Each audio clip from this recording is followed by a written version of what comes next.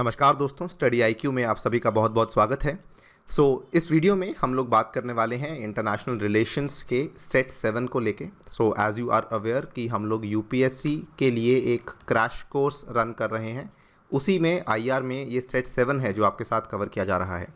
यदि आप पुरानी वीडियोज़ को रेफ़र करना चाहते हैं नीचे प्लेलिस्ट में एक लिंक दिया हुआ है, नीचे प्लेलिस्ट का लिंक दिया हुआ है कमेंट सेक्शन में, वहाँ पर जाके आप इस पुरानी प्लेलिस्ट को देख सकते हैं जिसमें पुरानी सभी वीडियोस अवेलेबल हैं and you can access the entire crash course from that particular playlist. चलिए स्टार्ट करते हैं। मेरे साथ टाइम पीरियड का ध्यान रखेंगे, कौन से पर्टिकुलर टाइम पीरियड को हम यहाँ पे रेफ़र कर रहे हैं।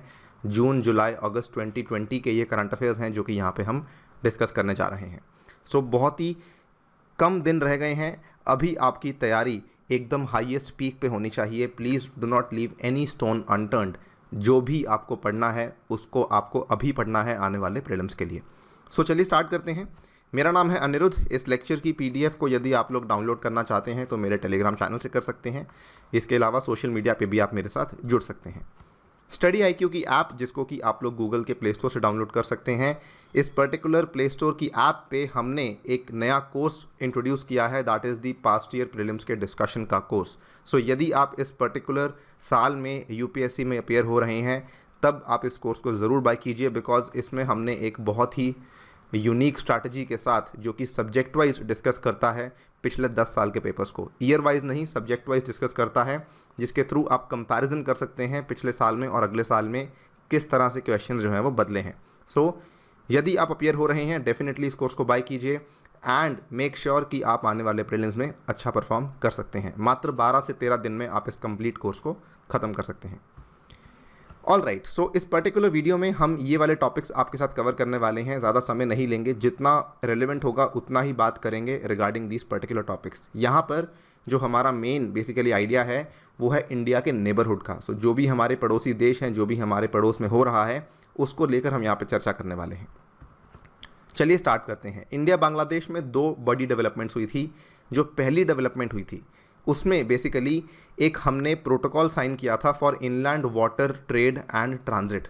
Recently India and Bangladesh operationalised new inland waterway protocol root under the protocol for inland water trade and transit. ठीक है, ये वाला हमने रिसेंटली साइन किया है, आप देख सकते हैं, सितंबर 5 की खबर है। और ये बेसिकली काफ़ी बड़ी डेवलपमेंट थी। काफ़ी लंबे समय से इस पर बातचीत चल रही थी, लेकिन फाइनली इसको साइन करवा दिया गया है। I will come back to this particular slide. Before that हम बात करते हैं जो ये रूट ऑपरेशनलाइज हुआ है, ये ऑपरेशनलाइज हुआ है फ्रॉम दौकांडी टू सोनामुरा, जो कि त्रिपुरा में लोकेटेड है, और दौकांडी जो कि बांग्लादेश में लोकेटेड है अलोंग द रिवर गुमती। ये जो PIWTT है ये इंडिया और बांग्लादेश के बीच में साइन किया गया था 1972 में, सो दैट हम इनलैंड वाटरवेज के माध्यम से बेसिकली आपसी जो व्यापार है दोनों देशों के बीच में उसको बढ़ा सकें। लेकिन इसको लेकर ज़्यादा डेवलपमेंट्स अभी तक नहीं हुई थी। फाइनली बहुत बड़ी डेवलपमेंट हुई है यहाँ पर दौकांडी और सोनामुरा के बीच में, जो ये प्रोजेक्ट साइन किया गया है। May 2020 में addendum to PIWTT was signed with inclusion of new routes and declaration of new ports of call। Ports of call क्या होता है? बेसिकली ऐसे एरियाज़ जहाँ पर आपकी जो शिप है वो कुछ समय के लिए रुकती है, फिर कुछ रिफ़िल करने के लिए या फिर कुछ सप्लाईज़ को ऐड ऑन करने के लिए। इसको हम बोलते हैं पोर्ट ऑफ कॉल। ये सब डेवलपमेंट्स हो रही हैं अंडर PIWTT, जो कि इंडिया और बांग्लादेश के बीच में साइन किया गया था। उसी में एक डेवलपमेंट हुई है 2020 में। क्लियर है बात? Coming to some static things, यहाँ पे जो बांग्लादेश की नेबरिंग स्टेट्स हैं आपको वो समझनी होंगी। वेस्ट बंगाल है, मेघालय है, असम है, त्रिपुरा है, मिज़ोरम है। यहाँ पे देख सकते हैं ये वेस्ट बंगाल है। Don't make this mistake. Sikkim Bangladesh की नेबरिंग स्टेट नहीं है। कई सारे बच्चे गलती करते हैं, इवन कई सारे बच्चे गलती करते हैं बिहार को लेके। बिहार भी बांग्लादेश की नेबरिंग स्टेट नहीं है। मेघालय तो आपको मालूम होगा ऑलमोस्ट बांग्लादेश के ऊपर ही इस तरीके से लाई कर रहा है। Then over here we have Assam also, this particular part. Here we have Tripura, और यहाँ पर आपका है मिज़ोरम। ये भी गलती नहीं करनी है, मणिपुर या नागालैंड मार्क नहीं करना है। ये 5 स्टेट्स हैं जो कि इसके पड़ोस में लाई करती हैं भारत की। बिहार, सिक्किम यहाँ पर जो है नहीं टच करती हैं बांग्लादेश के साथ बाउंड्री। ऑल्सो यहाँ पे इसी के साथ जुड़ी हुई एक और खबर आपको मालूम होनी चाहिए, इसको लेकर क्वेश्चन आने की संभावना बहुत ही ज़्यादा है इस पर्टिकुलर न्यूज़ को लेके।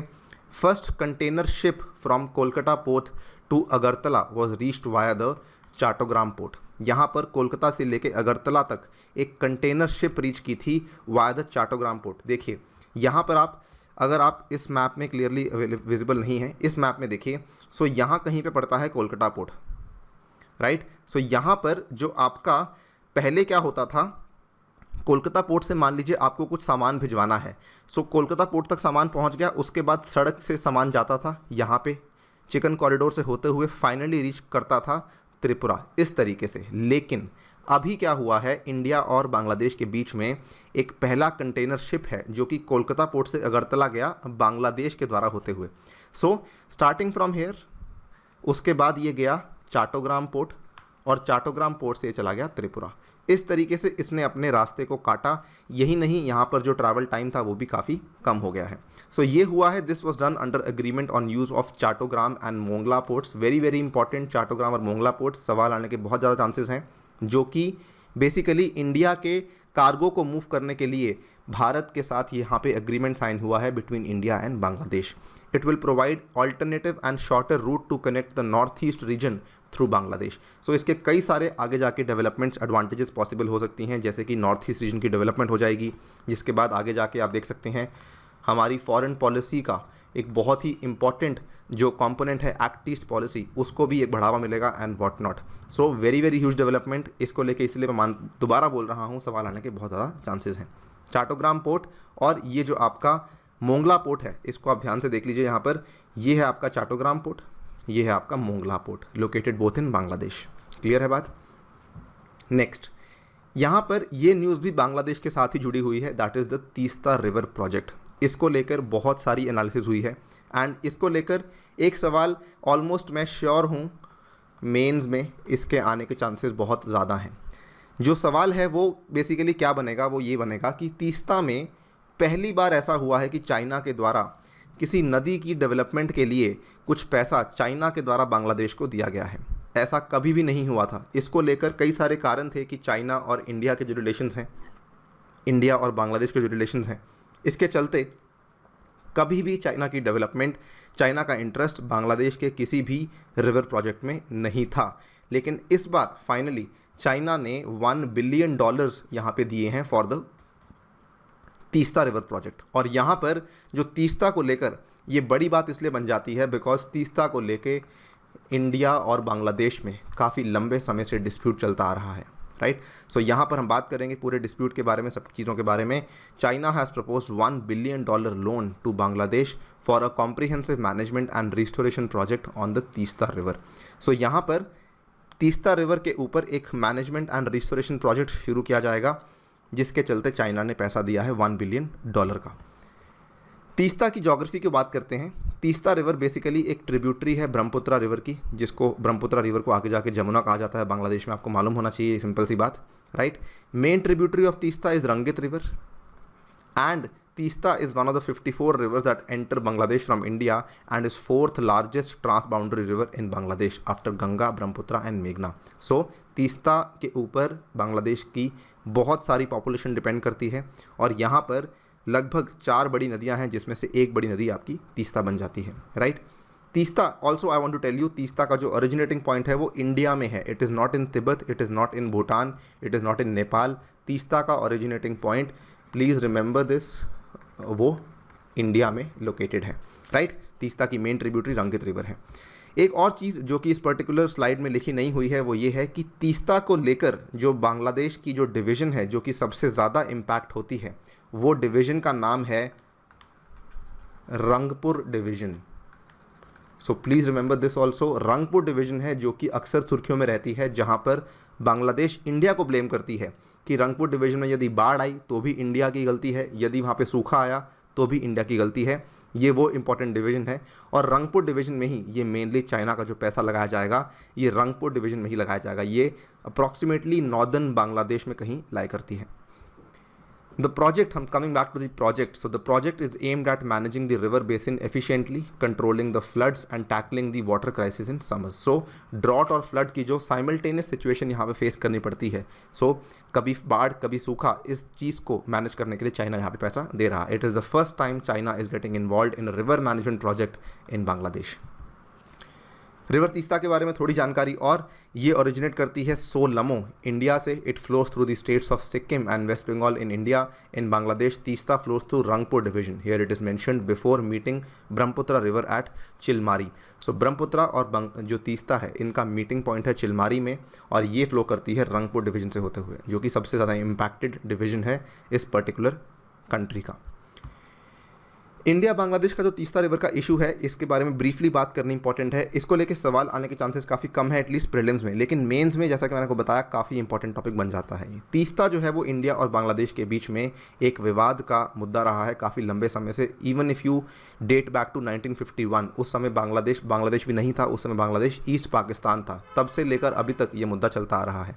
1984 में जब बांग्लादेश की लिबरेशन हो चुकी थी, एक जॉइंट रिवर कमीशन भी बिठाया गया था, जिसने ये रेकमेंड किया कि 42.5% जो है पानी वो जाएगा इंडिया को, एंड 37.5% पानी है जो वो जाएगा बांग्लादेश को। सो द रीज़न कि इंडिया को ज़्यादा यहाँ पे दिया गया था, उसके पीछे एक सिंपल सा रीज़न था कि इंडिया के northern part of West Bengal में बहुत ज़्यादा पॉपुलेशन यहाँ पे लाई करती थी, जिसकी वजह से ज़्यादा परसेंटेज यहाँ पे इंडिया को अलॉट किया गया था। इसके बाद 2011 में एक कोशिश की गई थी भारत की सरकार के द्वारा to ink an agreement on the basis of 1984 recommendations, लेकिन ये पर्टिकुलर अग्रीमेंट यहाँ पे साइन नहीं हो पाया था बिकॉज उस समय एंड इवन आज तक जो वेस्ट बंगाल की सरकार है वो इस अग्रीमेंट को साइन करने के फेवर में नहीं है।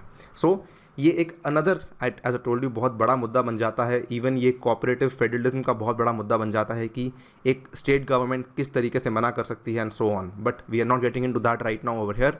हमारे लिए इंपॉर्टेंट है इसकी ज्योग्राफी को समझना, और ये समझना चाइना क्यों कर रही है, कहाँ पे कर रही है, ये सब चीज़ें समझना हमारे लिए रेलिवेंट है।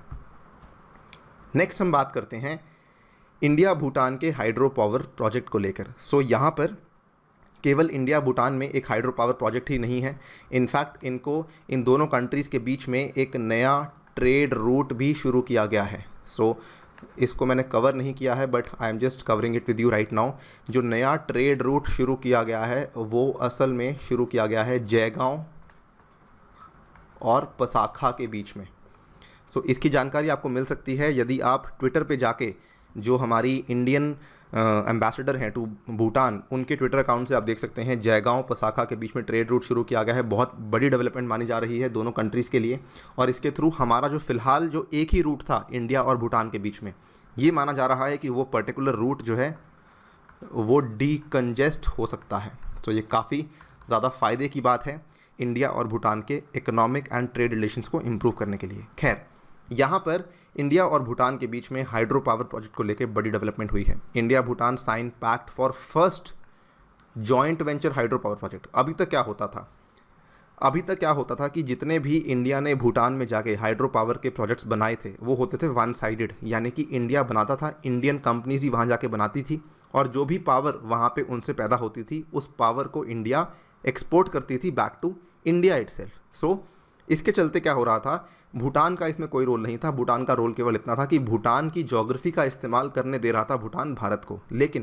पहली बार यहाँ पर एक इम्पॉर्टेंट डेवलपमेंट में first joint venture hydro power project बनाया जा रहा है, right. It is the first time India Bhutan will be constructed as a 50-50 joint venture, not as a government to government agreement. इसमें जो प्रोजेक्ट है इसका नाम क्या है, खोलोंगचू प्रोजेक्ट के नाम से चल रहा है। It is one of 4 additional projects agreed to in 2014 for development of hydro electric projects of capacity 2120 megawatt under the joint venture model. Clear है बात। प्रोजेक्ट का नाम है खोलोंगचू, 50-50 जॉइंट वेंचर प्रोजेक्ट है ये, इस चीज़ को याद रखिएगा। सो as you can see, Kholongchu project is one of the 4 additional projects agreed in 2008 as part of India's commitment to help Bhutan to create a total 10,000 megawatt of additional capacity by 2020। कई सारे agreements हुए थे, don't get into कि कब कौन सा हुआ था, कब टारगेट क्या था। 14 में अलग टारगेट रखा गया था, 8 में अलग टारगेट रखा गया था। फाइनली इंपॉर्टेंट टू नोटिस कि खोलोंगचू प्रोजेक्ट पे अब काम होना शुरू होने वाला है। इसके अलावा आपको ये भी जानना होगा कि ऑलरेडी इंडिया ने भूटान में कौन से प्रोजेक्ट्स को ख़त्म कर दिया है। सो सबसे पहले चूखा प्रोजेक्ट जिसको हमने समाप्त किया, कुरीचू, ताला, मांगडेचू, ये 4 प्रोजेक्ट्स हैं जो कि ऑलरेडी समाप्त हो चुके हैं। इसके अलावा 2 बड़े प्रोजेक्ट्स पुनात सांगचू 1, पुनात सांगचू 2, ये ऑलमोस्ट ख़त्म होने की कगार पर हैं। ये भी काफ़ी बड़े प्रोजेक्ट्स हैं। जो कि हमारी बड़ी कमिटमेंट को पूरा कर देंगे with respect to Bhutan. So obviously as I told you, ये सभी projects they are exporting surplus power to India only, right. ये हमारा मेन एजेंडा था यहाँ पर। इसके अलावा यदि आपको ये जानना है कि और कौन सी नेबरिंग कंट्रीज़ के साथ हमने हाइड्रो पावर प्रोजेक्ट्स यहाँ पे बेसिकली इंस्टॉल किए हुए हैं या फिर चल रहे हैं, सो एक आता है डोरजीलुंग हाइड्रो पावर प्रोजेक्ट जो कि चल रहा है भूटान, इंडिया और बांग्लादेश के बीच में। दूसरा आता है महाकाली प्रोजेक्ट, और ये काफ़ी फेमस है पंचेश्वर मल्टीपर्पज़ प्रोजेक्ट के नाम से, PMP के नाम से काफ़ी समय से सुर्खियों में रहता है ये। Mahakali treaty was signed in 1996 for the development of Pancheshwar multipurpose project, और I think Pancheshwar multipurpose project की इनाग्रेशन 2015-16 में ऑलरेडी हो चुकी है। सो ये दो बड़े प्रोजेक्ट्स हैं जो कि हमारे नेबरिंग कंट्रीज़ के साथ और भी चल रहे हैं। Next, China Bhutan border dispute. इसमें कुछ नहीं है, इस न्यूज़ में ज़्यादा आपको समझना नहीं है, ज़्यादा आपको जानना नहीं है। देखिए इस पर्टिकुलर मैप को देखिए, ये भूटान का वो वाला हमने इसमें एरियाज़ दिखाए हैं जो कि डिस्प्यूटेड एरियाज़ हैं विद चाइना। ये तो आपको सभी को याद होगा 2017 में बहुत बड़ा डिस्प्यूट हुआ था बिटवीन इंडिया एंड चाइना, जिसमें इंडिया का बड़ा योगदान रहा इस पर्टिकुलर डिस्प्यूट को सॉल्व करने में 2017 में डोकलाम प्लाटू का। इसके अलावा जकार लुंग प्लाटू एंड पसाम लुंग प्लाटू, ये जो आपके 3 एरियाज़ हैं, अक्सर इन्हीं 3 एरियाज़ को लेकर डिस्प्यूट होता है, इसके अलावा डिस्प्यूट नहीं होता है। अब आप देखिए ये वाला जो एरिया है ये लाई करता है वेस्टर्न साइड पे, ये वाले जो 2 एरियाज़ हैं लाई करते हैं नॉर्दर्न साइड पे। अभी तक डिस्प्यूट इन 2 साइड्स को लेकर था। पहली बार 2020 में चाइना ने डिस्प्यूट किया है यहाँ पे एक अंदर की छोटी सी साइट को लेकर। चाइना बोलता है यहाँ पे अंदर एक ऐसी वाइल्ड लाइफ सेंचुरी है जो कि बेसिकली चाइना की है, भूटान की नहीं है। उसका नाम मुझे फ़िलहाल याद नहीं आ रहा है, but this is basically with respect to a particular wild life sanctuary. उसका नाम S से स्टार्ट होता है, आप इसको गूगल सर्च कर सकते हैं। I am not able to recall right now. Sakteng ऐसा कुछ नाम है, साखेंग या साखातेंग नाम है, सो उसको देख सकते हैं।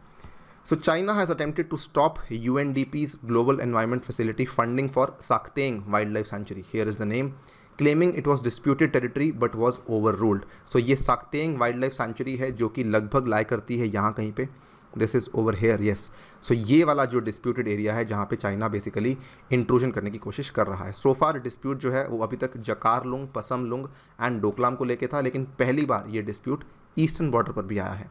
Bhutan has always maintain silence on it's boundary negotiation with China. आपको मालूम होगा भूटान चाइना के साथ डायरेक्टली बातचीत नहीं करता है, राइट।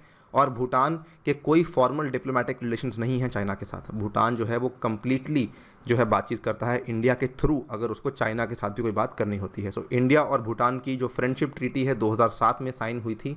इनफैक्ट पुरानी ट्रीटी है, लेकिन 2007 में इसको फिर से साइन किया गया और रिसेंटली इसको थोड़ा अमेंड भी किया गया। सो इंडिया और भूटान के ties one of the best ties हम बोल सकते हैं जो कि हमारे नेबरहुड में एग्जिस्ट करते हैं। नेक्स्ट हम बात करते हैं, और आई थिंक ये लास्ट टॉपिक है, चाइना स्टडी ग्रुप के बारे में। सो ये वाला ग्रुप क्या है, बेसिकली चर्चा में क्यों है, इसको लेके काफ़ी सारे डाउट्स बच्चों को हो सकते हैं। चाइना स्टडी ग्रुप आपको बता दूं, ये इंडिया में लोकेटेड एक ग्रुप है, इंडिया में स्थापित किया गया एक समूह है। ये क्या करता है, ये बहुत ही बड़ा रोल निभाता है। It is the central and the sole advisor. So ये एक सेंट्रल और अकेला यहाँ पे एडवाइज़र है to the government, Indian government on policies related to China. क्या कदम लेना चाहिए, कब कदम लेना चाहिए, ठीक है, क्या क्या चीज़ों के साथ हमें चाइना के साथ डील करना चाहिए, सब कुछ जो बताता है वो CSG यहाँ पर बताता है।